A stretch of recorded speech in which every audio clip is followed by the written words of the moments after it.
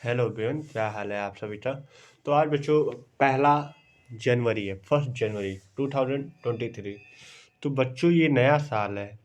इस नए साल में तो नई चीज़ें करनी है आपको। नई आपका भविष्य इसलिए नहीं है कि आप सेलिब्रेशन करो। अभी अभी आपका क्या है मेन चीज़? अभी आपका मेन चीज़ है पढ़ना, और वो पढ़ाई करते रहो बच्चा, क्योंकि ये समय बहुत कीमती है बच्चा।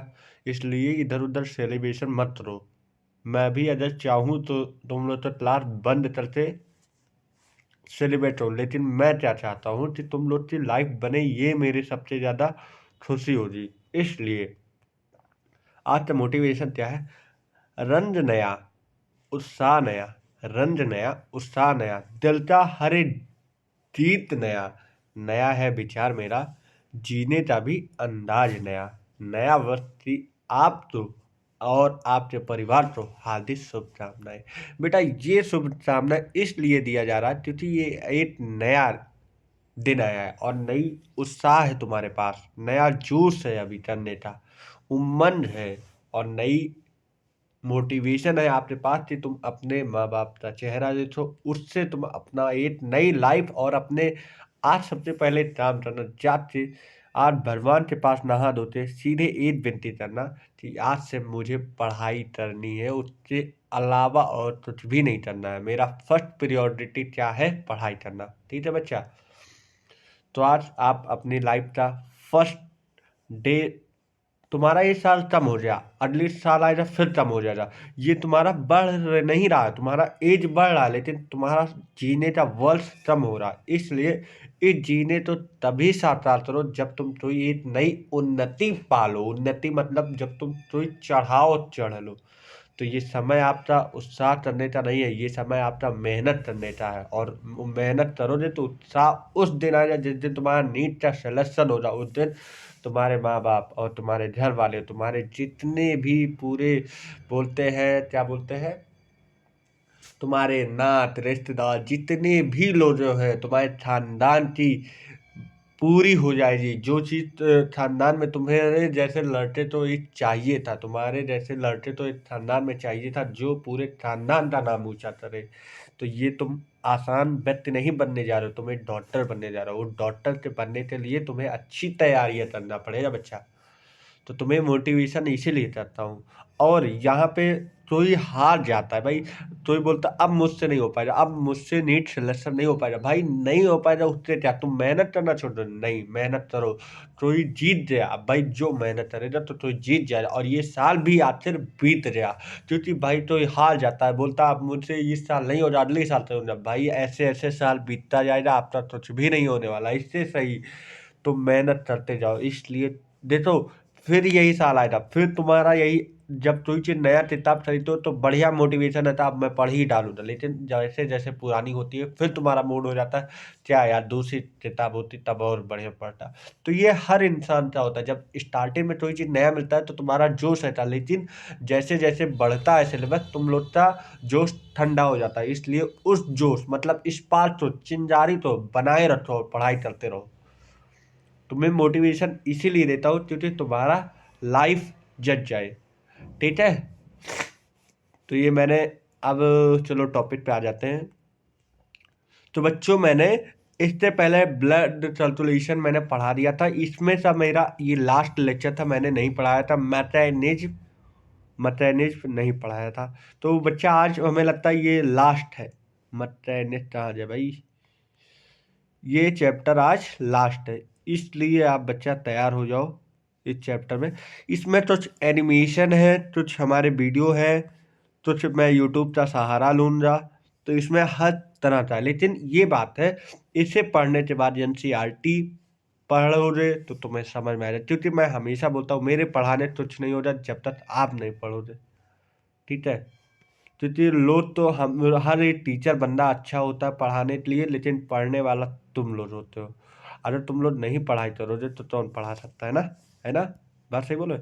देखो मैथेनिज, अब मैथेनिज में क्या बोलता है, ब्रीथिंग का स्टेप बाय स्टेप हम लोग किस तरह ब्रीथिंग करते हैं, यही हमें सारी चीज पढ़ना है। वी नो डैट, क्या हम लोग जानते हैं? जो एयर एयर बाहर कैसे होती है, हाइयर प्रेशर, मतलब जो एटमॉस्फेयर में एयर होता है वो प्रेशर हाई होता है कि नहीं। और हमारे शरीर में जो हवा होता है, एयर होता है, ऑक्सीजन होता है, वो कम होता है। इसलिए कोई भी चीज हाइयर कंसंट्रेशन से लोअर कंसंट्रेशन की तरफ आता है तो उसे तो हम बोलते हैं हमारा एयर आ रहा है हमारे अंदर, बॉडी के अंदर, ठीक है।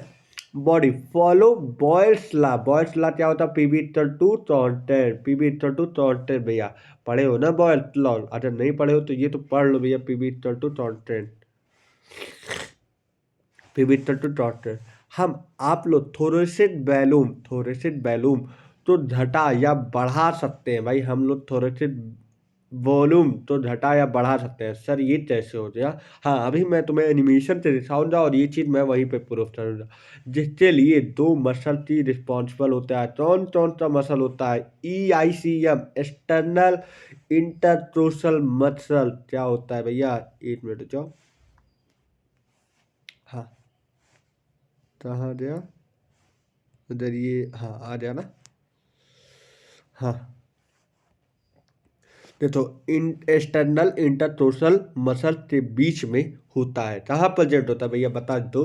इंटर एक्सटर्नल इंटरट्रोसल मसल के बीच में होता है, ये दो रिफ्ट के बीच में होता है। दूसरी चीज, दूसरा पार्ट क्या होता है मेरा, डायफ्राम। दो ही मसल्स होते हैं भैया, दो मसल किसके लिए रिस्पॉन्सिबल होते हैं, एक एक्सटर्नल इंटरट्रोसल मसल, एक होता है डायफ्राम। क्या होता है, डायफ्राम।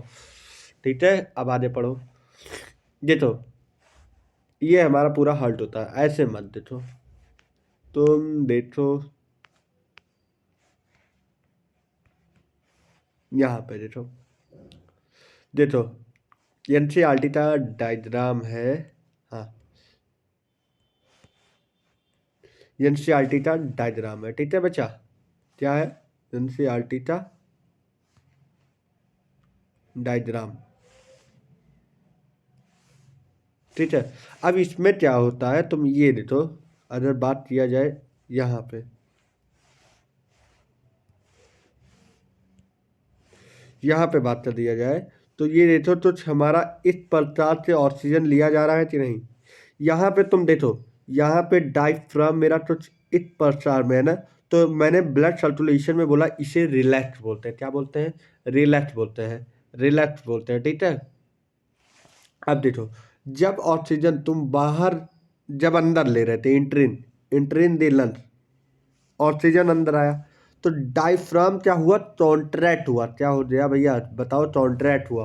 और कॉन्ट्रैक्ट होने के बाद जो होता है वॉल्यूम, वॉल्यूम क्या हो गया, इंक्रीज। क्या हो गया, वॉल्यूम इंक्रीज हो गया, वॉल्यूम इंक्रीज हो गया। अब वॉल्यूम इंक्रीज हो गया, ये देखो तो कुछ हमारा जो ये रिफ्स है, रिफ्स मतलब ये देखो ये वाला पार्ट, इसे हम बोलते हैं डायफ्राम। क्या बोलते हैं, डायफ्राम। क्या बोलते हैं, डायफ्राम, ठीक है। क्या समझ में आया? अब देखो वॉल्यूम तो इंक्रीज चल रहा, तुम्हें दिख ही रहा होगा सर ये वॉल्यूम तो इंक्रीज कर ही रहा। और ये क्या होता है, रिफ्स एंड स्टेरनम रिफ्स। क्या होता है, रिफ्स एंड स्टेरनम रिफ्स,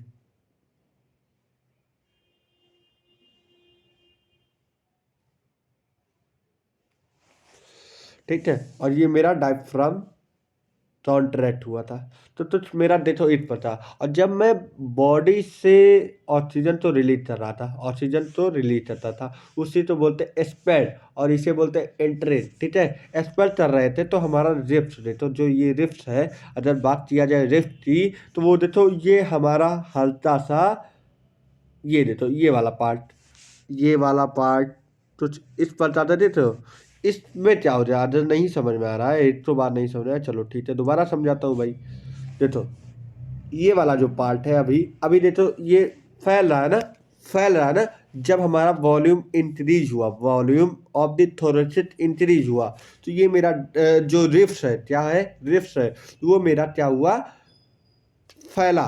क्या हुआ, फैला। देखो ये एक प्रकार से फैलना तो इसी तरह तो होता है, लेकिन जब हमारा एक्सपायर कर रहे थे, जब हम ऑक्सीजन तो बाहर निकाले थे, वही रिफ्ट अपनी जगह पे आया।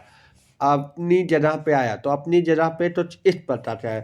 जब हम ऑक्सीजन ले रहे थे वो फैल रहा था, और जब हम ऑक्सीजन रिलैक्स कर रहे थे तो धीरे धीरे जब कोई चीज़। अच्छा ये बताओ, बैलून तो जब भरते हो तो वो फूलता जाता है, तो ठीक उसी प्रकार से जब तुम हवा भर रहे थे तब ये फूलता गया, और फूलता गया तो भैया ये वाला पार्ट बढ़ता गया, रिप्स का। और जब तुम हवा निकलते हो तो तुम्हारा वो देखते हो बैलून का जो पार्ट होता है फूला हुआ, वो धीमा धीमा अपनी पोजीशन पे आ रहा है। तो भैया जब हम हवा निकाले तो वो अपने पोजीशन पे आ जाती नहीं। अब तो समझ में आ ही जाएगा, अब तुम बोलोगे ही नहीं। अब देखो यहाँ पे देखो, अब डायफ्राम जब हमारा फूलेगा तो ये कॉन्ट्रैक्ट देखो, पहले मेरा तो ये बताता था, तो जब मेरा कॉन्ट्रैक्ट हुआ था, सॉरी इस बताता था, देखो जब मेरा तो एक बताता था, तो ये मेरा तो यहाँ पे आ जाएगा, यहाँ पे आने का मतलब तो मेरा इस प्रकार पे हो जाएगा, इस प्रकार पे हो जाएगा। और लेकिन जब मैं रिलैक्स होता है, जब मेरा ये बताओ बैलून जो होता है पिचकता रहता है, तो वो अपने पोजीशन पे आता रहता है ना। तो अपने पोजीशन पे आने का मतलब वो रिलैक्स हो रहा है कि कॉन्ट्रैक्ट हो रहा है? ये तो भैया कॉन्ट्रैक्ट हो रहा है। कॉन्ट्रैक्ट मतलब सिकुड़ रहा है, लेकिन रिलैक्स मतलब आराम से अपने पोजीशन पे आ रहा है, अपना पोजीशन पे आराम हो रहा। और यहाँ पे वॉल्यूम डिक्रीज कर जाए, और वॉल्यूम कितना डिक्रीज कर जाए? थोड़े से। तो यही पूरा प्रोसेस था, ठीक है। अब मैं आ जाऊँ कहाँ पे, बस यही समझो। तो भैया दो चीज तुम्हें समझ में आ गई। तो अब देखो, ये होता है वेंट्रल, देखो यही बता रहा है वॉल्यूम डिक्रीज। अब बताओ वॉल्यूम डिक्रीज तो क्या इंक्रीज? प्रेशर, और प्रेशर इंक्रीज हुआ था।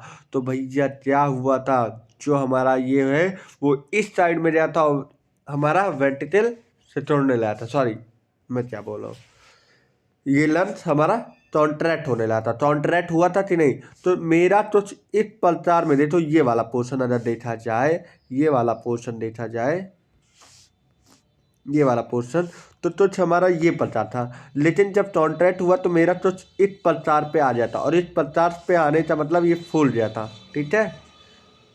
अब उसके बाद ड्यूरिंग एक्सपायरेशन, अब यहाँ पे क्या हुआ देखो, पीवी टू कॉन्ट्रैक्ट पढ़े ही हो, वॉल्यूम बढ़ेगा तो प्रेशर घटेगा। क्या? वॉल्यूम बढ़ेगा तो प्रेशर घटेगा। यहाँ पे तो प्रेशर बढ़ा तो सॉरी, क्या हुआ, प्रेशर शुड बी लेस लिखा है ना, प्रेशर शुड बी लेस, देखो प्रेशर शुड बी लेस लिखा है। तो वॉल्यूम बढ़ेगा तो प्रेशर घटेगा, ठीक है, ठीक है, समझ में आया। अब इसके बाद देखो, ये हो गया वॉल्यूम इंक्रीज हुआ तो प्रेशर कम हुआ। प्रेशर कितना हो जाता है? 756 mmHg, 756 mmHg। इसे हम बोलते हैं, इस वाले चीज को हम बोलते हैं एंट्रियो पोस्टीरियर। एंट्रियो पोस्टीरियर क्या बोलते हैं भैया?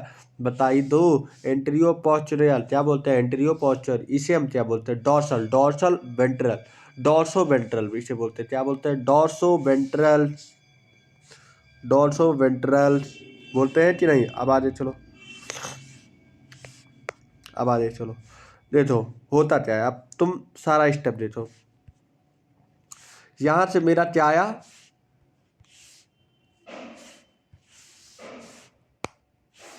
यहां से मेरा क्या है? ऑक्सीजन। ऑक्सीजन कहाँ पहुंच गया? एल्बुलाई में। किसमें पहुंच गया? एल्बुलाई। एल्बुलाई में मेरा ऑक्सीजन का मात्रा कितना था? 104। कितना था भैया? बताई दो। 104। और CO2 का मात्रा कितना था? 40।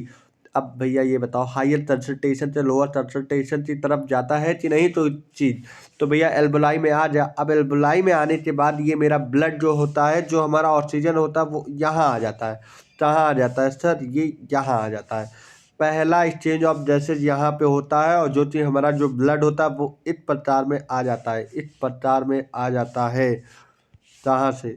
मेरा यहाँ पे आ जाता है, फिर ये यहाँ पे चला जाता है इस पे। जो ये रेड वाला है, रेड वाला एरिया, ये ऑक्सीजनेटेड ब्लड ले आता है। भैया जब ऑक्सीजन आ रहा है तो ये मैं क्या बोल सकता हूँ? ऑक्सीजनेटेड ब्लड बोल सकता हूँ कि नहीं इसमें?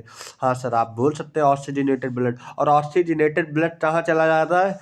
हमारा पल्मोनरी वेन्स, ये मैंने कल पढ़ाया था उसमें, ब्लड सर्कुलेशन में। तो ये क्या इस प्रकार से आया, फिर ये इस पे चला गया, फिर इसमें, फिर इसमें, फिर इसमें यहाँ हमारा क्या होता है, ब्लड और टिश्यू के बीच में गैप होता है। जितने देखो ये हमारा सिस्टमैटिक आर्टरी, जो जाओ पहले ये समझो, ये मेरा टिश्यू है, क्या है, टिश्यू सेल, और ये मेरा क्या हो गया, ब्लड कैपिलरी, क्या हो गया, ठीक है। अब देखो यहाँ पे ऑक्सीजनेटेड ब्लड आ गया, ये चला गया यहाँ पे टिश्यू में, और टिश्यू में क्या था, CO2, CO2 भैया कहाँ चला आया, ब्लड में, तो इस प्रकार, और ब्लड में आने के बाद हमारा किसमें कन्वर्ट हो गया बताइए, ये डीऑक्सीजनेटेड ब्लड, जिसमें भैया डीऑक्सीजनेटेड ब्लड में हो गया, जिसमें भैया बताइए डीऑक्सीजनेटेड ब्लड में हो गया। क्या प्रोसेस समझ में आ रही है। यहाँ पे ऑक्सीजनेटेड ब्लड आया तो इस प्रकार में ये टिश्यू में चला जाए, टिश्यू में O2 आने के बाद यहाँ पे CO2 ब्लड में आ जाए, और CO2 ब्लड आ जाए तो ये मेरा डीऑक्सीजनेटेड ब्लड हो जाए। और ये देख लो, अगर तुम्हें दिख रहा हो तो ये बताओ कि यहाँ पे CO2 की मात्रा बढ़ रही, देख लो ये CO2 की मात्रा बढ़ रही, नहीं दिख रहा है, चलो ठीक है। यहाँ पे देखो CO2 की मात्रा 45 हो रही, वहीं O2 की मात्रा 40 हो रही, और यहीं पे अगर बात किया जाए जब मेरा ऑक्सीजनेटेड ब्लड था तो हमारा CO2 का मात्रा 40 था, O2 का मात्रा 90 था। देख लो ये गलत लिखा है, NCERT 90 लिखी है, ठीक है, मैं बता रहा हूँ NCERT 90 लिखी है। तो क्या मुझे ये बताओ, यहाँ पे ऑक्सीजनेटेड जब ब्लड आ रहा था तो ऑक्सीजन की मात्रा ज़्यादा थी कि नहीं, 100 थी, मतलब ज़्यादा थे, और CO2 की मात्रा तब थी। जब ये हमारा टिश्यू में पहुंच जाए तो क्या ऑक्सीजन की कमी हुई, हाँ कमी हुई, तो ऑक्सीजन कितना हो जाए 40, और यहीं पे CO2 की मात्रा बढ़ी, हाँ बढ़ी, 45 हो गया। क्या समझ में आया। और फिर ये मेरा ब्लड ब्लड ब्लड कहाँ गया, यहाँ पढ़ाओ, ब्लड मेरा तो इस प्रकार से जाते जाते जाते जाते जाते तो यहाँ पे पहुंचा, और ये क्या है, एल्बुलाई। अब देखो अदर बात किया जाए फर्स्ट एक्सचेंज ऑफ गैसेज कहाँ हुआ, प्राइमरी एक्सचेंज ऑफ गैसेज कहाँ हुआ, किसके बीच में, एक मेरा एल्बुलाई से ब्लड वेसल में, क्या हो जाए, एक एल्बुलाई से ब्लड वेसल में, जिसमें एक मेरा फर्स्ट प्राइमरी जो हमारा ट्रांसफर एक्सचेंज ऑफ गैसेज हुआ, कहाँ से, ब्लड से एल्बुलाई से ब्लड कैपिलरी में, ठीक है। अब सेकेंडरी की बात किया जाए तो ब्लड कैपिलरी से टिश्यू में, सेकेंडरी की बात किया जाए तो हमारा कहाँ पे चेंज हुआ, हमारा टिश्यू सॉरी ब्लड से टिश्यू में सेकेंडरी हुआ ऑक्सीजनेटेड ब्लड। अब वही बोलेगा प्राइमरी डी ऑक्सीजनेटेड ब्लड कहाँ हुआ, सुनो बात, प्राइमरी डी ऑक्सीजनेटेड ब्लड कहाँ हुआ, ऑक्सीजनेटेड की बात नहीं कर रहा, डी ऑक्सीजनेटेड, तो टिश्यू से लेते हमारा कहाँ, सॉरी हाँ टिश्यू से लेते हमारा ब्लड में गया, टिश्यू से लेते हमारा ब्लड में गया, ठीक है। तो ये सब बातें ध्यान रखना, थोड़ी बातें आराम से पढ़ना। देखो अब ये क्या होता है, ये ऊपर वाला जो एल्बुलाई था वो मेरा कंडक्शन आर्टरी था, और ये मेरा सिस्टमैटिक आर्टरी है, क्या है कैसा है बताओ भाई, बताने की जरूरत है, सिस्टमैटिक आर्टरी। और ये मेरा क्या होता है, सिस्टमैटिक वेन, क्योंकि भैया जब यहाँ पे ऑक्सीजन आ रहा तो किससे आएगा, हमारा वेट से आएगा, और जब मेरा जाएगा, एक मिनट तो गलत हो जा, हाँ सही है, नहीं सही है, सही है, हाँ एक मिनट हो जाओ, हाँ सही है, सही है बच्चा। अब देखो ये तो समझ में आया पूरा प्रोसेस, अब चलो आगे बढ़ते हैं। Gaseous exchange of simple diffusion, भैया गैसियस किस तरह एक्सचेंज होता है, बाय दी सिंपल डिफ्यूजन, बड़ा इंपॉर्टेंट पॉइंट होता है। और जो सिंपल डिफ्यूजन में होता है वो हमेशा पैसिवली होता है, किस तरह होता है, पैसिवली, पैसिवली में एनर्जी रिक्वायर्ड होती है नहीं, वो हमेशा हाई प्रेशर से लो प्रेशर की तरफ चला जाता है, वो मेरा high pressure to low pressure की तरफ चला जाता है, या तो हम बोल सकते हैं हाई कंसंट्रेशन से लो कंसंट्रेशन की तरफ चला जाता है। क्या मेरी बात से में समझ में आया बात। Diffusion depend upon mini factor, किस चीज पे डिफ्यूजन हमारा डिपेंड करता है।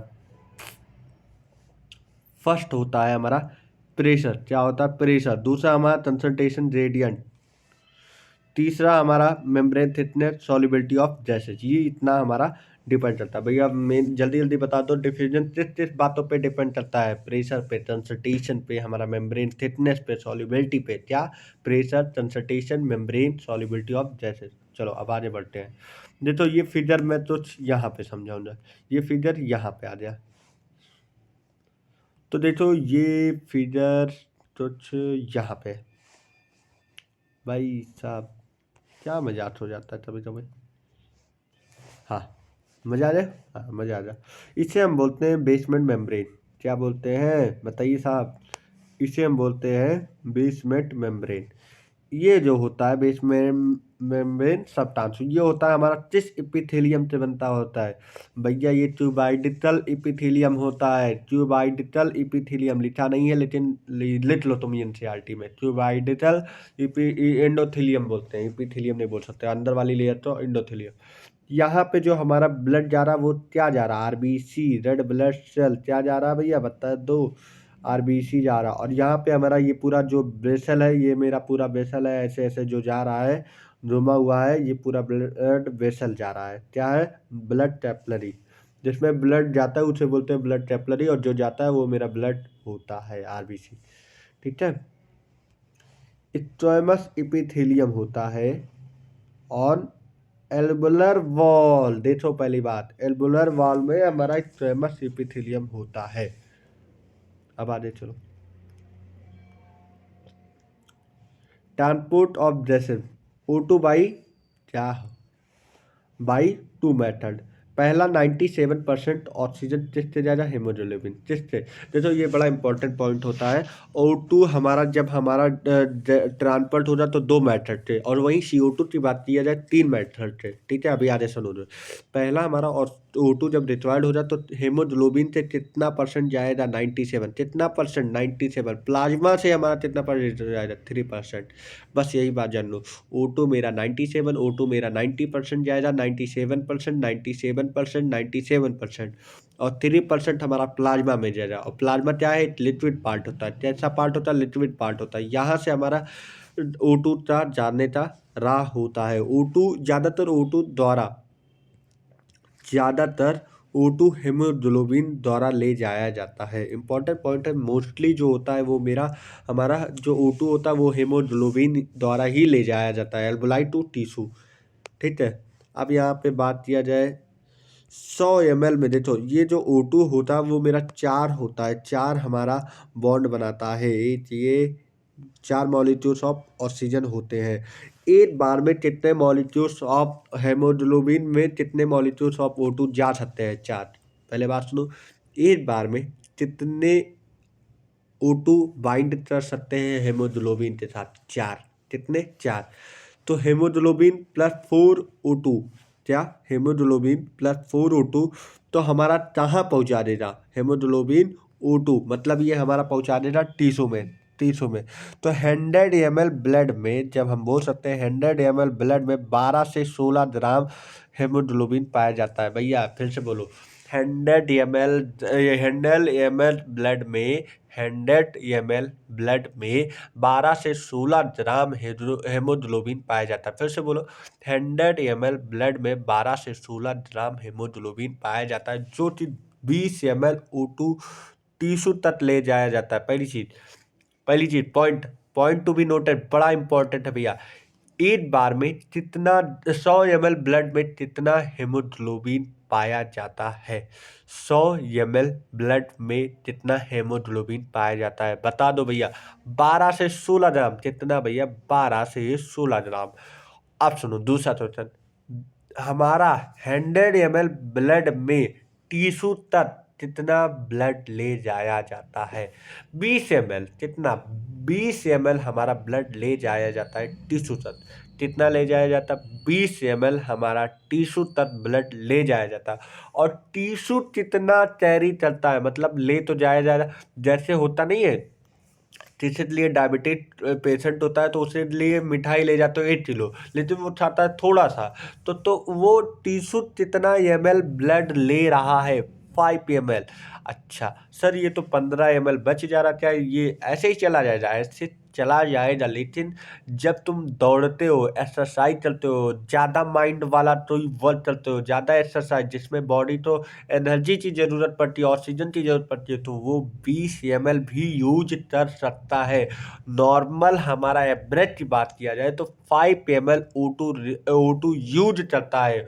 O2 ले लेता है, टिश्यू ले लेता है। टिश्यू में सिर्फ 5 ml O2 रिलीज किया जाता है, 5 ml O2 रिलीज किया जाता है तो टिश्यू ले लेता है 5 ml, और ज़रूरत पड़े तो 20 ml का उपयोग कर सकता है। लेकिन नॉर्मल की बात किया जाए तो 5 ml। पहला क्वेश्चन, कितना 100 ml में हमारा कितना ग्राम हेमोग्लोबिन पाया जाता है? 12 से 16 ग्राम। कितना? 12 से 16 ग्राम। दूसरा क्वेश्चन, हमारा 100 ml ब्लड में हमारा कितना ml टिश्यू तक ले जाया जाता है? 20 ml। कितना? 20 ml। और टिश्यू ने कितना 100 ml ब्लड में कितना ml यूज लिया, ऑक्सीजन तो यूज किया 5 ml। ठीक है, याद हो गया? हाँ, आगे चलो।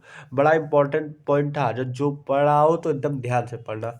अब उसके बाद देखो, ये होता है हमारा तो ग्राफ, ये होता है सेचुरेशन ऑफ हेमोग्लोबिन। तो कुछ हमारा सिग्मॉइड शेप आता है जिसे हम बोलते हैं यस शेप, और PO2 directly proportional to haemoglobin O2 binding, 4 molecules bind किया था। अब चलो, ODC ऑक्सीजन डिसोसिएशन कर्व होता है, ये तो जानते ही हो सब। हेमोग्लोबिन ऑक्सीजन के लिए बाइंडिंग फर्स्ट PO2 पर डिपेंड करता है, परंतु अदर फैक्टर पे भी डिपेंड करता है। अदर फैक्टर, हेमोग्लोबिन 4 ऑक्सीजन तो बाइंड करता है, लेकिन वो अदर फैक्टर पे भी डिपेंड करता है। ऐसा नहीं है कि वो अदर फैक्टर पे नहीं डिपेंड करता। PO2 directly proportional to haemoglobin of oxygen, ठीक है, और inversely proportional to H plus है, inversely proportional to H plus है। PCO2 की बात कर दिया जाए तो inversely proportional to HO2, other temperature की बात कर दिया जाए तो अपोजिट है, इन्वर्स है। तो थोड़ी ये पढ़ लो, कितने पे पहुंचा? 22, मतलब 10 और है, और कितना टाइम हो जाए? 26 मिनट, करीब 1 घंटे में हो जाएगा। देखो, एट वैस्कुलर साइट की बात कर दिया जाए, एट वैस्कुलर साइट, देखो यहाँ पे HbO2 बढ़ेगा। HbO2 समझ है ना, हेमोग्लोबिन ऑफ ऑक्सीजन मॉलिक्यूल, और यहाँ पे PO2 बढ़ेगा, तो मतलब PO2 बढ़ेगा तो हेमोग्लोबिन बढ़ेगा, सॉरी। और PO2 अगर घटेगा तो हेमोग्लोबिन इन्वर्स हो जाएगा, तो वो भी PCO2, सॉरी PO2 नहीं, PCO2 इन्वर्सली है। PO2 और जो जनरेटर, हाँ चलो ठीक। अच्छा ये बताओ, PCO2 घटेगा तो हमारा जो जब PCO2 बढ़ेगा, हाँ यहाँ पे मेरा थोड़ी गलत साइन हो गया है, ये बढ़ेगा, तब ये बढ़ेगा, ये मेरा थोड़ी गलत साइन हो गया, ठीक है। PCO2 अगर घटा तो हमारा हेमोग्लोबिन बढ़ेगा, और H प्लस आयन घटा तो हमारा हेमोग्लोबिन भी घटेगा, टेम्परेचर घटा तो हेमोग्लोबिन भी घटेगा, क्योंकि ये सारी चीज़ें डायरेक्टली प्रोपोर्शनल टू है। डायरेक्टली हेमोग्लोबिन जब मेरा घट रहा है तो भैया टेम्परेचर पे डिपेंड करता है, तो वो भी घट ही जाएगा, ठीक है। और यही जस्ट अपोजिट है, टिश्यू की बात कर दिया जाए तो टिश्यू पे घटेगा, फिर ये भी बढ़ेगा तो ये भी घटेगा, और बाकी सब घटेगा, बढ़ेगा तो घटेगा, ठीक है। तो यहाँ पे पॉइंट लेता है, हेमोग्लोबिन ऑक्सीजन से जब बाइंड करता है तो क्या will form HbO2 4 dash, HbO2 का 4 डैश, HbO2 का 4 डैश क्या बोलता है? HbO2 का 4 डैश। चलो अब आगे बढ़ते हैं। HbO2 बाइंड करता है तो अनफेवर कंडीशन में, इसीलिए बोलते हैं हेमोग्लोबिन स्टार्ट टू डिसोसिएट हो जाता है, ठीक है। यहाँ पे वही हो जाता है, तो यहाँ पे कोई मतलब नहीं, यहाँ पे पढ़ो। अब CO2 का 3 मेथड होता है, CO2 किस तरह हमारा एब्जॉर्ब होता है। देखो 3 मेथड होता है भैया, देखो पनौती लग जाती है। 3 मेथड होता है। एक मेरा जब O2 3 मॉलिक्यूल तो O2 बाइंड किया, O2 O2 O2, 8 molecule CO2 by the hemoglobin 23%. At tissue hemoglobin CO2 जिप्स आउट HbCO2 बनेगा और वाया एल्वुलाई से जाएगा, ठीक है। अब देखो क्या होता है प्रोसेस, अब थोड़ी ध्यान से पढ़ना। देखो HCO3 बाइकार्बोनेट आयन, इसमें कौन कौन से होते हैं? बाइकार्बोनेट आयन, प्लाज्मा और हमारा ब्लड आता है। टिश्यू साइट के बात किया जाए, CO2 रिलीज होता है टिश्यू साइट में। और RBC, भाई मैंने ये सारी चीज़ पहले ही इसलिए बता दिया था। RBC जब बढ़ेगा तो CO2 प्लस वाटर से जाते मिलेगा और बनेगा बाइकार्बोनेट आयन और H प्लस में, ठीक है। और इसके लिए भैया कौन सा एलिमेंट, कौन सा आयन जिम्मेदार है? CO2 के लिए हमारा कौन सा आयन जिम्मेदार है? Zn plus plus, Zn plus plus CO2 के लिए हमारा जिम्मेदार है। ठीक है, अब देखो ये प्रेजेंट होता है प्रेजेंट इन ब्लड, जिसमें प्रेजेंट होता है ब्लड में,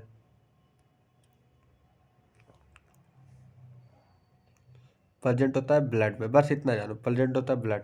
और ये मिनिमम अमाउंट ऑफ प्लाज्मा, ये मिनिमम अमाउंट ऑफ प्लाज्मा में प्रेजेंट होता है। अब प्लाज्मा क्या करता है ये पढ़ो। It will reach in alveoli where CO2 is release by the reverse reaction, और रिवर्स रिएक्शन होता है। प्लाज्मा में कितना परसेंट आ रहा है CO2 ये जानो, 7%। प्लाज्मा में 7% CO2 जा रहा है। ठीक है, अब देखो उसके बाद 100 ml डीऑक्सीजनेटेड ब्लड 4 ml, देखो अभी तक उसमें बात कर रहा हूँ, तो उसमें मेरा ऑक्सीजनेटेड ब्लड में ये हमारा जो था कितना था बताइए? 1 2 3 4 5, 5 ml था भैया। और टीसू कितना ले रहा था? 5 ml। और यहीं पे बोला 100 ml deoxygenated blood 4 ml CO2 alveoli में पहुंचाएगा। तो 4 ml पहुंचाता है CO2 और 5 ml O2 पहुंचाता है टीशू के पास। ठीक है, थोड़ी ये बात याद रखना, थोड़ी याद रखना, नहीं गलत हो सकता है। ये समझा ही दिया हूँ फिगर। अब देखो देखो पल्मोनरी वॉल्यूम किससे मेजर करते हैं? पल्मोनरी वॉल्यूम किससे मेजर करते हैं? स्पाइरोमीटर भैया, किससे मेजर करते हैं? स्पाइरोमीटर, किससे? स्पाइरोमीटर। टाइडल वॉल्यूम क्या होता है ये चीज मैं तुम्हें एनिमेशन के थ्रू ही पढ़ा पाऊंगा। Think about the fact that there are 10 different muscle groups working together to make this happen. These muscle groups include the diaphragm and intercostal muscles. The main muscle used for breathing is the diaphragm. The diaphragm is a dome-shaped structure consisting of several large muscles, which is sandwiched between the chest cavity, containing the lungs and the rib cage, and the abdomen, containing the digestive system, including your stomach. The muscles that move the rib cage itself are the internal and external intercostal muscles. They are each attached to the ribs and run between them. As you inhale air, the diaphragm contracts and moves down, while the external intercostal muscles contract, forcing the rib cage up and out. The combined effect of the diaphragm and intercostal muscles increases the volume of the chest cavity and expands the lungs. This expansion of the lungs increases their volume, reducing the pressure within them, causing air to be drawn in. This action is similar to a piston sucking petrol into a car engine. In normal breathing, we use around 25% of our lung capacity, which is called our tidal volume. As you inhale deeply, the diaphragm moves, giving more room for the lungs to expand and draw in more air. This type of breathing is called belly breathing. You for your free dive. Belly breathing allows you to completely fill your lungs with the amount of air your lungs can hold. It's called your total lung training. You can use. So बच्चों, मैंने ये video एक बार मैंने देखा था कि योगा में ऐसा ऐसा होता है स्टेप, तो मैं योगा से ये वीडियो रिलेट कर रहा हूँ कि इसमें योगा में भी क्या नाम है ऑक्सीजन इनहेल कर रहे थे, ऑक्सीजन एक्सहेल कर रहे थे। पहले तुम देखना ये स्टेप, ये yoga and life style 12th class का है चैप्टर फिजिकल में, उससे मैंने रिलेटेड किया, तो इसमें मुझे काफ़ी अच्छा बेहतरीन तुम लोग को जानने के लिए वीडियो मिला है। तो बच्चों देखना पहले ये कैसे कर रहा है। एक गहरी सांस लेते हुए और अपनी ठोड़ी को ऊंचा करते हुए देखो स्पैंड कर रहा है, अपना जो लंच होता है वो स्पैंड कर रहा है यहाँ पे देखो। तो ये टाइडल वैल्यू हो गया, थोड़ी हम रिलेटेड कर रहे हैं योगा से। इस तरह तने हुए हो कि आपकी कमर पर अत्यधिक तनाव महसूस ना हो। इस स्थिति में सामान्य रूप से सांस लें और छोड़ें। इसे बोलते हैं टाइडल वॉल्यूम, इसे बोलते हैं टाइडल वॉल्यूम। देखो बच्चों, इसमें क्या होता है, जब हम सामान्य रूप से जब हम ऑक्सीजन ले रहे होते हैं, ऑक्सीजन इनहेल कर रहे होते हैं, तो हम बोलते हैं टाइडल वॉल्यूम। जब हम नॉर्मल ब्लड लेते हैं तो हमें क्या बोलते हैं? Tidal volume. फिर से बोलो, टाइडल वॉल्यूम। अप्रॉक्स ये नॉर्मल वॉल्यूम कितना होता है? 500 to 1100 होता है या 1000 अप्रॉक्स 1000 से 11000 के बीच में होता, 1100 के बीच में होता है। और दूसरी चीज़ इतना होता है। फिर उसके बाद अगर पर मिनट बात किया जाए तो अगर पर मिनट बात कर दिया जाए तो हमारा 6000 से 8000 पर मिनट होता है। 6000 से 8000 से पर मिनट होता है, पर मिनट होता है विद इन, पर मिनट की बात किया हूँ। चलो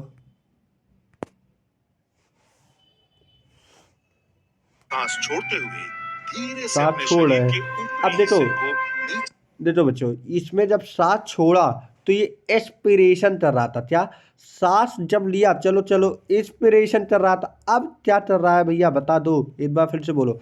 एस्पायर चल रहा है, ऑक्सीजन छोड़ रहा है, और वही ऑक्सीजन छोड़ रहा है तो इसे हम क्या बोलते हैं भैया? बोलो जल्दी बोलो, क्या बोलते हैं? हाँ, रेजिडुअल वॉल्यूम, यही बोलते हैं। मुझे भी थोड़ा नाम कन्फ्यूजन है, इसलिए बताइए कमेंट करिए अगर गलत हो तो। शायद इसे हम बोलते हैं, बताइए बताइए, इंस्पायरेटरी वॉल्यूम। मतलब हमारा एक्सपायर कर रहा है तो ये चीज़ हम टाइडल वॉल्यूम में क्या करते हैं? जब हम ऑक्सीजन लेते हैं तो उसे हम बोलते हैं टाइडल वॉल्यूम, और जब हम ऑक्सीजन जो छोड़ते हैं तो उसे हम क्या बोलते हैं? एस्पायर। एस्पायर तो मतलब समझ रहे हो ना, टाइडल वॉल्यूम हो जाए, और टाइडल वॉल्यूम तो जब छोड़ दिया जाए तो उसे हम एस्पायर बोलते हैं। ठीक है, समझ में आया? आया कि नहीं? अब आगे वीडियो फ्लो करते स्टार्ट करते हैं। देखो ये बंदा लाते भैया, हुए अपने हाथों को सामने की ओर खींचे। बस ये आप इतना समझिए। देखो बच्चों, अपने अब घुटनों देखो को मोड़ते हुए अपने ये जांघों को एस्पायर अपनी कर रहा छाती था। के अभी पास तक लाया। नॉर्मल तो ब्लड अपने नॉर्मल दोनों हाथों की ऑक्सीजन उंगलियों जा को रहा था। आपस अब में बांधे ऑक्सीजन एक्स्ट्रा और चलेगा, घुटनों के फोर्सिबल नीचे अपनी ऑक्सीजन पिंडलियों के छोड़ेंगे। पास पकड़े। देखना, अब देखो सांस छोड़ते हुए एक्स्ट्रा, अपने सर और कंधों को एडिशनल, तो तब इसे तक बोलते उठाएं हैं जब तक कि एस्पायरेटरी आपकी रिवर्स ठोड़ी वॉल्यूम। घुटनों को छू ना ले।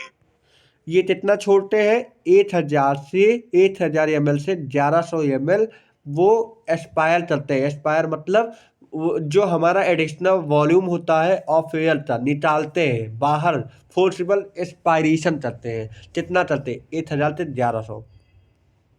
अपनी टांगों को सीधा देखो करें और जमीन पर रख पुनः शवासन की मुद्रा में आकर विश्राम करें। पवन मुक्तासन आपके रक्त संचारण को बढ़ा। चैप्टर पे आ जाइए भैया। तो अब चलो टाइडल वॉल्यूम पढ़ाते हैं, क्योंकि देखो समझाना अलग चीज़ होता है लेकिन फील करवाना अलग चीज़ होता है। मैं तुम्हें समझा के साथ साथ फील भी करवा रहा हूँ। टाइडल वॉल्यूम, तुम्हें लगता नहीं है शिक्षा ये तरह होना चाहिए, समझ भी आए और साथ में फील भी हो जाए यार, फील भी। अब तुम्हें पढ़ा दो भाई नॉर्मल ऑक्सीजन ले, तुम देखो हाँ ऐसा होता है। ऐसा मैं जब मैं थक जाता हूँ तो एक ऑक्सीजन करता हूँ तो ये मैं एक्स्ट्रा ऑक्सीजन छोड़ रहा हूँ। तो ये तुम्हें मालूम होना चाहिए तब मैं क्या कर रहा हूँ ये चीज़। तो 500 ml मैंने बोला था, ठीक है, 500 ml बोला था कि नहीं। और एक हेल्दी मैन कितना पर मिनट हमारा छोड़ सकता है ऑक्सीजन, सॉरी ले सकता है? 6000 से 8000। भैया 6 है ना, थी समझ लेना सर, ये समझ में ही नहीं आ रहा। 6000 है, 6000 से लेके 8 है, ये 6 है, ये 8000 है। 6000 से 8000 पर मिनट। अब IRB मैंने बताया, एडिशनल वॉल्यूम कितना? इंपायर, इंपायर मतलब ले सकते हो। देखो ये नॉर्मल, अब इसके बाद मैं जो ले रहा हूँ उसे मैं बोलता हूँ एडिशनल वॉल्यूम ऑफ एयर। ये करीब 2500 से 3000, 25, सॉरी हाँ 2500 से 3000 ml ले सकते हैं। देख लो, एक मेरा मिस्टेक है, ब्लेंडर मिस्टेक, मेरा मिस्टेक है 2500 से 300, लेकिन यहाँ पे भैया 80 बढ़ा दीजिए आप, 80 आप बढ़ा दीजिए।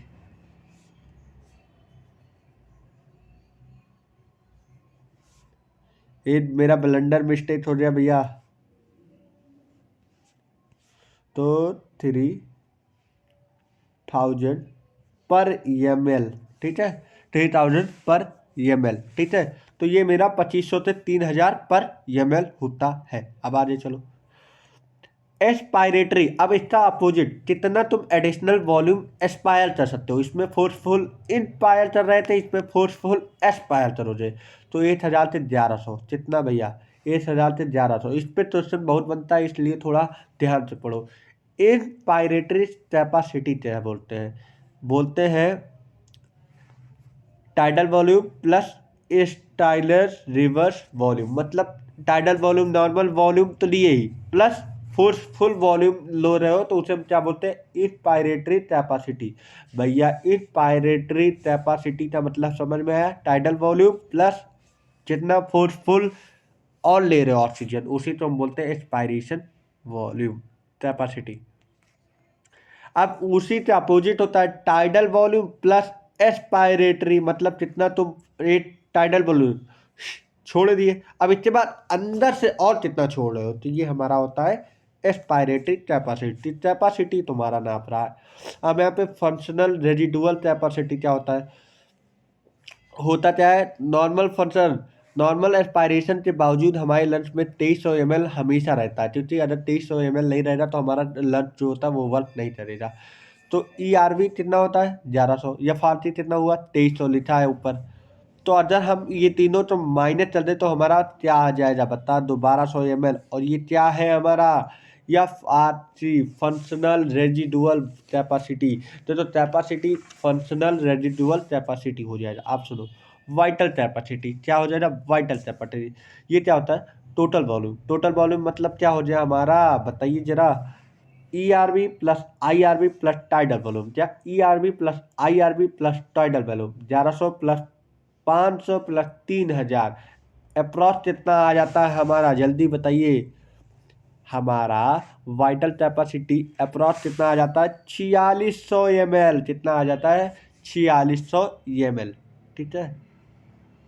अब टोटल लंग कैपेसिटी TLC कितना हो जाएगा टोटल लंग कैपेसिटी, ये होता है IRV ERV RV plus IV, तो ये मेरा 5800 ml आ जाता है, ठीक है। रटना है बस, इसमें और तो नहीं करना है। इसमें क्वेश्चन बहुत तेज आता है, इसलिए क्वेश्चन भैया बढ़िया से लगा लेना। Human being are ability 27 28, 3 page और बचा है, 4 पेज, तो इसके बाद आपका चैप्टर होता है कंप्लीट। थोड़ी मुझे और एक वीडियो दिखाना है, तो कितना टाइम हुआ 41 मिनट, अप्रॉक्स खत्म हो जाएगा चैप्टर। अब देखो रेगुलेशन ऑफ रेस्पिरेशन पढ़ना है। इसमें क्या रहा है human being are ability of regulation moderate change of the breathing और रेस्पिरेशन। हम लोग के पास या एबिलिटी प्रेजेंट होता है। अच्छा ये बताओ, जब हम लोग मेडिटेशन करते हैं तो अपना ऑक्सीजन जो होता है वो मैं 1 मिनट के लिए रोक लेता हूँ, तो वो हमारे अंदर है कि नहीं, हम नियंत्रित कर सकते हैं ना अपने ब्रीथिंग, तो रोक सकते हैं, बढ़ा तो सकते नहीं। बढ़ाने का मतलब अगर मैं वो क्या नाम है हम लोग योगा कर रहे हैं तो हमारा ऑक्सीजन रेट बढ़ेगा भी, तो हमारे अंदर ये चीज़ है, मैं एबिलिटी है हमारे अंदर ह्यूमन बीट के अंदर कि जो हमारा ब्रीथिंग रेट होता है वो घटा सकते हैं बढ़ा सकते हैं। घटाएंगे मतलब अगर वो ऑक्सीजन एक्सरसाइज नहीं करेंगे या कोई हेल्दी चीज़ खाएंगे, या वो जैसे कि बोला जाता है स्मोकिंग करेंगे या च्यूइंग करेंगे, ये सब, तो इस सबसे हमारा जो ब्रीथिंग रेट होता है वो कम हो जाता है। For regulation of breathing there is जा सेंटर ऑफ मेडुला, भैया ये कहाँ पे रहता है ब्रीथिंग रेट, कहाँ से हमें मालूम पड़ता है, सेंटर इन मेडुला और last part of the brain, मतलब जहाँ पे पॉन्स होता है, जहाँ पे पॉन्स होता है अभी तुम्हें मालूम पड़ेगा पॉन्स है, who is known as RRC respiratory rhythm centre. क्या बोलते हैं respiratory rhythm centre, respiratory rhythm centre. Respiratory rhythm centre कहाँ प्रेजेंट होता है मेडुला में, रेस्पायरेटरी रिदम सेंटर कहाँ प्रेजेंट होता है मेडुला में। अब चलो control inspiration and expiration, 2 second में इंस्पायर होता है, 3 सेकंड में एक्सपायर होता है, टोटल टाइम 5 सेकंड में होता है, 5 सेकंड में सारा काम हो जाता है, ठीक है। अब उसके बाद ब्रीथिंग रेट हमें निकालना है, ब्रीथिंग रेट 60 मिनट होता है और यहाँ पे 5 सेकंड आ गया, तो 12 टाइम पर मिनट हम एक बार में ब्रीथिंग कर सकते हैं। एक बार में ये साइकिल कंप्लीट होने में 12 टाइम्स हो सकता है। 1 मिनट में 12 टाइम हम ब्रीथ कर सकते हैं। 1 मिनट में 12 बार हम ब्रीथ इन कर सकते हैं। कितना? 12 बार हम ब्रीथ इन कर सकते हैं। 1 टाइम में 1 मिनट में हमारा कितना साइकिल चलेगा? 12 बार लंच, 1 बार ले जा, 1 बार दे जा। क्या? ऑक्सीजन। अब उसके बाद आ जाओ, rate of the moderate by the P pneumotaxic centre. P pneumotaxic centre जहाँ प्रेजेंट होता है पॉन्स में, अभी नाम लिया था। ये एस्पायरेशन इनपायरेशन के समय घटा या बढ़ा सकता है। ये पी नेमेटोटॉक्सिस क्या होता है? ये ब्रीथिंग के समय तुम्हारा जो ब्रीथिंग रेट होता है वो घटा सकता है या बढ़ा सकता है, इसीलिए हम एक नाम दे दिए चेंज कर सकता है, चेंज कर देता है। और ये क्या होता है? मेडुला से आरआरसी। आरआरसी क्या अभी हमने बोला? Respiratory rhythm centre. आरआरसी का पूरा नाम रेस्पायरेटरी रिदम सेंटर, ठीक है। कहाँ प्रेजेंट हुआ था? मेडुला में। और उसके सेंटर में प्रेजेंट होता है जिसे हम बोलते हैं CSA, chemo sensitive area. Chemo sensitive area, ठीक है। अब देखो, आरआरसी का नाम क्या होता है? Respiratory rhythm centre. ये कहाँ चला गया? मेडुला में। मेडुला में क्या है? ये पॉन्स है। ये जो जोल जोल है ये पॉन्स है। ये क्या होता है? ये हमारा सेंटर होता है। ये हमारा सेंटर में क्या प्रेजेंट होता है? H+ आयन और CO2। ये बड़ा सेंसिटिव होता है, किसके लिए? CO2। अब कीमो ऑस्मोटिक सेंसिटिव प्रेजेंट होता है तो थैलेटोइड ऑर्डर में एरोटिक। एरोटिक समझ हो ना? हार्ट में मैंने कल ही पढ़ाया था एरोटा। और क्या होता है? एरोटिक में पंप कर देता है। एरोटिक में पंप करता है। पहले मेरा डीऑक्सीजनेटेड ब्लड कहाँ आता है? एरोटा में ही तो आता है। और ये क्या कर देता है? चेंज कर देता है ब्रीथ, एडजस्ट करता है। ये एडजस्ट कर देता है भैया। ये जो पॉन्स होता है इसमें ज़्यादा आने लगता है। अब होता क्या है? इसमें ऑक्सीजन ज़्यादा आने लगा तो ये भैया ये क्या करता है? ये चीज़ मतलब जो हमारा सेंसरी ऑर्गन होता है वो मेरा जिसे प्रेजेंट बता देता है सेंटर वाले। तो 1 मिनट तुम थोड़ा ये मत रहने, समझो बात, ये समझो, ठीक है। देखो, ये होता आरआरसी, सबसे बड़ा सेंटर यही है। फिर मेडुला। मेडुला में क्या प्रेजेंट था? सेंटर प्रेजेंट था। इसमें कौन था? H+CO2। इसके लिए बड़ा सेंसिटिव था। ये आया तो H+ बता दे रहा कि अब H+ आएगा, कंट्रोल कर लिया। H+ आएगा तो बोलेगा अच्छा ठीक है मेरे कंट्रोल में। CO2 आया, अच्छा मेरे कंट्रोल में आया, चलो ये तो कंट्रोल कर लेगा। लेकिन जब ऑक्सीजन आ जाएगा, ऑक्सीजन आएगा तो थैलेटोइड आर्टरीज से आया और थैलेटोइड आर्टरीज से ये यहाँ पे जाए, ये यहाँ पे, तो भैया इसका बेल बज गया। बोला है सर ऑक्सीजन आ रहा है। तो अब ये मेन हेड कौन है यहाँ पे? आरआरसी कौन है? फिर से बताओ। रेस्पायरेटरी रिदम सेंटर ये मेन होता है। अब इसके बाद भैया ये तुरंत घंटी बजा दिया, सर ऐसा है कि ऑक्सीजन आ रहा है, अब आप संभालिए। तो अब ये संभालने के लिए या तो ये ब्रीथिंग रेट बढ़ा देगा या तो ब्रीथिंग रेट घटा देगा। तो इसीलिए दिखा है ये चेंज करते अकॉर्डिंग ब्रीथिंग रेट तो एडजस्ट कर लेता है। एडजस्ट मतलब जब ये ऑक्सीजन आए तो बोल रहा है भैया सेंटर वाला, भैया अब आप संभालो, अब मेरे बच्चा नहीं है। मेरे बच्चा क्या है? H+ आए तो मेंटेन कर लूँगा, CO2 आएगा तो मेंटेन कर लूँगा। लेकिन अब भैया ऑक्सीजन आ रहा, मेरे बच्चा नहीं है, भैया आप ही संभालिए। जब कहीं जानते हो चोरी वोरी हो जाता है या कहीं पे ज़्यादा लड़ाई वड़ाई हो जाता है तो जो काम चलता है तो वो मैनेजर से बोलता है मेरे बच्चा नहीं है, आप अपना होटल संभालिए, मेरे बच्चा नहीं है। तो वही मेन होता है आरआरसी। अब ये तो चलो हाइड्रोजन तो ले लिया, CO2 तो ले लिया, अब जहाँ लड़ाई होने लगा तो बोला नहीं भैया आप तुम ही संभालो इससे। तो ये बोलता है बर्थ रेट तो या तो बढ़ा देता है या तो घटा लेता है, एडजस्ट कर लेता है जिस पोजीशन पे, ठीक है। अब आगे चलो, डिसीज में आ जाओ। डिसीज क्या है? अस्थमा। अस्थमा मतलब difficulty of breathing, difficulty of breathing. ये क्या क्यों होता है? वीजिंग। वीजिंग मतलब जब जैसे देखो अस्थमा हो जाए तो इस प्रकार से उनसे आवाज़ आती है। वीजिंग। वीजिंग मतलब सीटी जैसी आवाज़ आएगी। देखो तभी सीढ़ियों से चल जाए ऐसे आवाज़ आती रहती। देखा होगा तुमने, सही। हमारी दादी थी वो अब नहीं रही हालांकि, तो वो ऐसे ही चलती थी। उन्हें लास्ट में लेते उनका एज हो चुका था, काफ़ी 90 ईयर्स की थी, लेकिन बुढ़ापे में हो ही जाता। लेकिन जो हम लोग का एल्डर एज में होता है उसमें होता है तो उसे हम क्या बोलते हैं? अस्थमा। क्या बोलते हैं? अस्थमा। क्या बोलते हैं भैया? अस्थमा। ये क्यों होता है? एलर्जिक डिसऑर्डर की वजह से। क्यों? इसमें पॉलन ग्रेन से तुम्हारा एलर्जी डिसऑर्डर हो जाए या कोई बाहर में मिट्टियाँ उट्टियाँ उड़ती रहती, उससे डिसऑर्डर हो सकता है, एलर्जी हो जाता है। कहाँ पे? ब्रोंचियोल में। कहाँ पे भैया? ब्रोंचियोल। और ब्रोंचियोल में क्या है बीच में? ल्यूमन। क्या प्रेजेंट रहता है? ल्यूमन। और ल्यूमन में क्या हो देता है? जब ये एलर्जी हो जाता है तो ल्यूमन तो जलाने लगता है, आज जैसे जलाने लगता है। इन्फ्लामेशन इन ब्रोंची और ब्रोंचियोल, ल्यूमन के अंदर इन्फ्लामेशन होने लगता है। क्या इन्फ्लामेशन होता है? ब्रोंची और ब्रोंचियोल का। अब देखो देखो होता क्या है, ये देखो, ये क्या है मेरा? ल्यूमन। क्या है? ल्यूमन। नहीं देखा ना? ये मेरा क्या है? ल्यूमन। नहीं देखा? अब देखेगा, ये क्या है? ल्यूमन।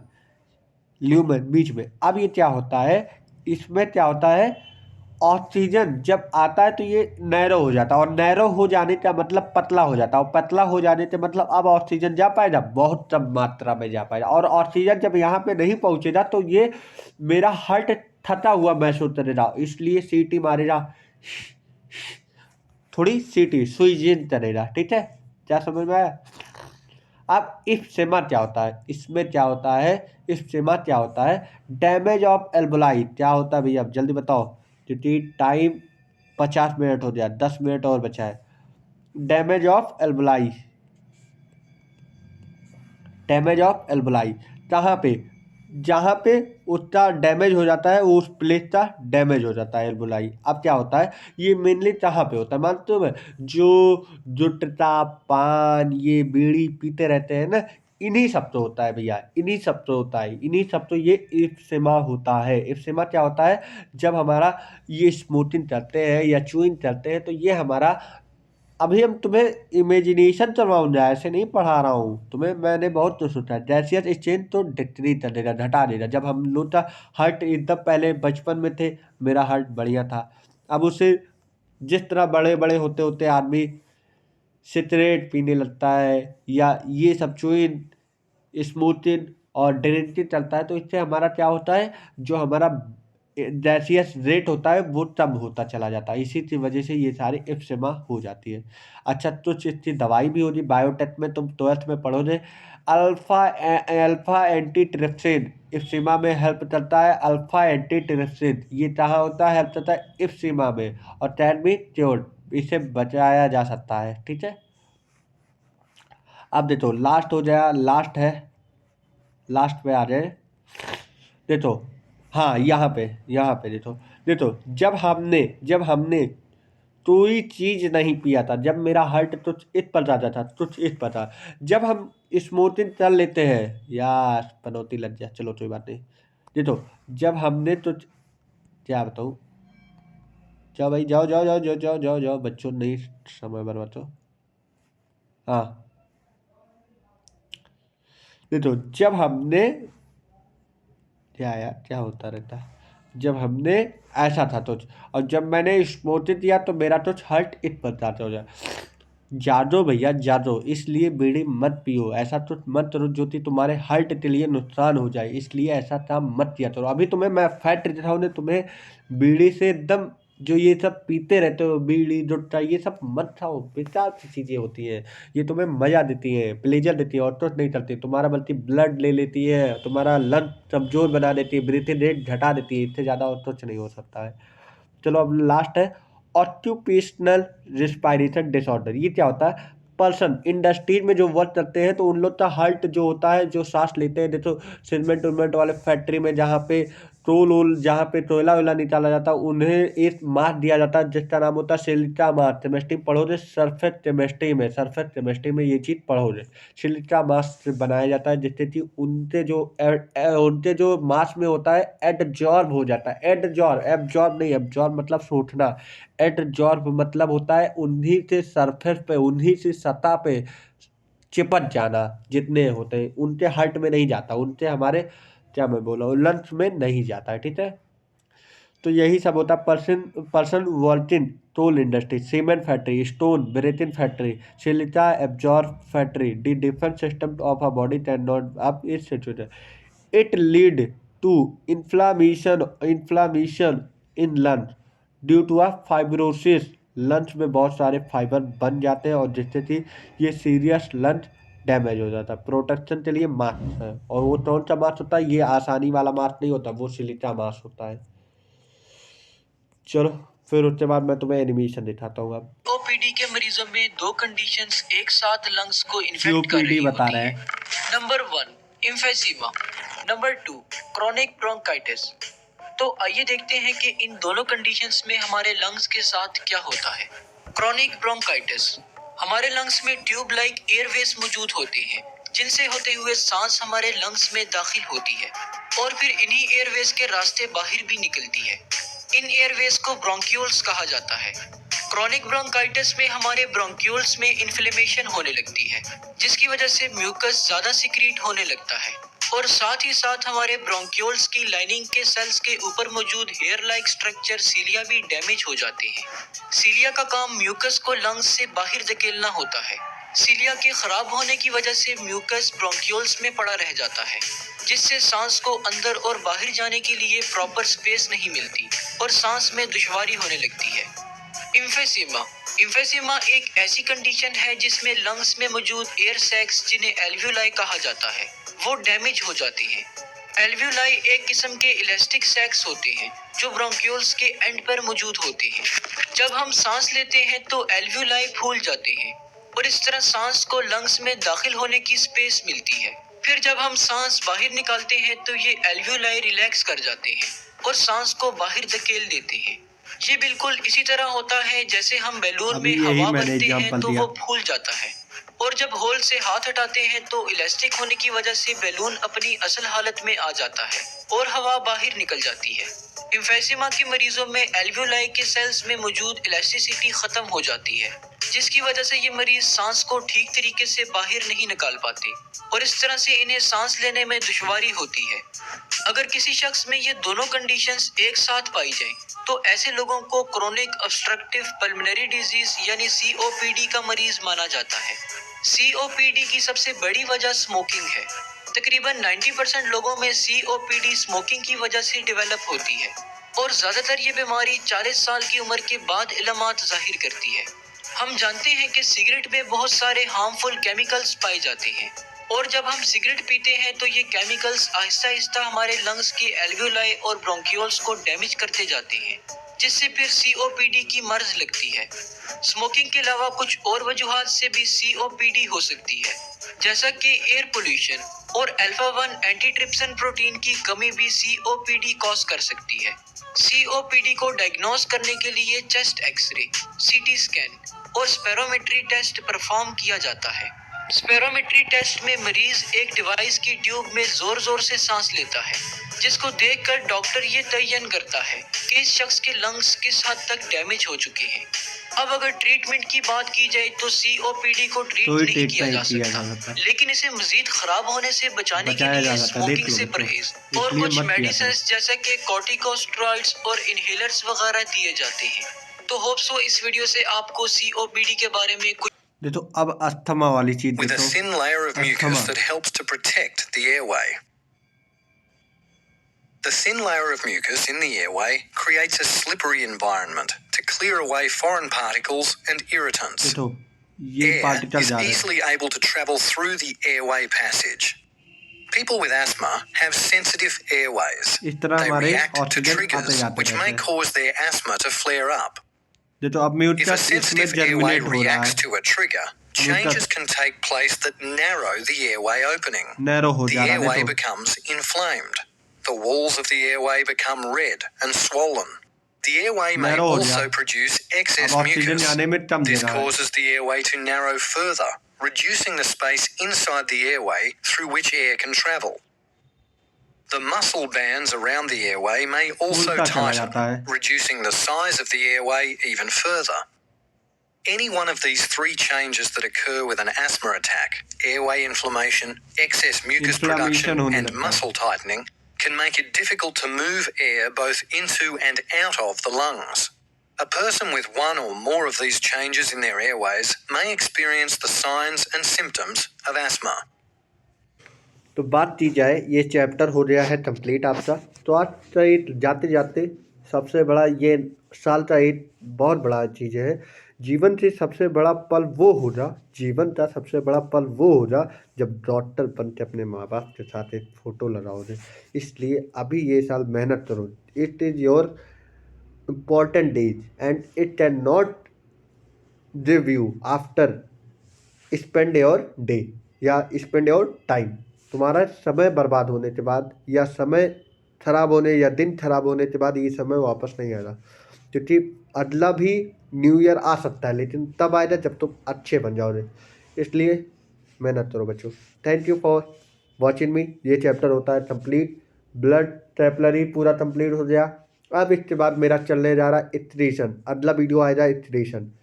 और मेरा एक चैप्टर बचा है वो PGRS plant growth and development. ये मैं लास्ट में करवाऊंगा। ठीक है बच्चों, thank you for watching me.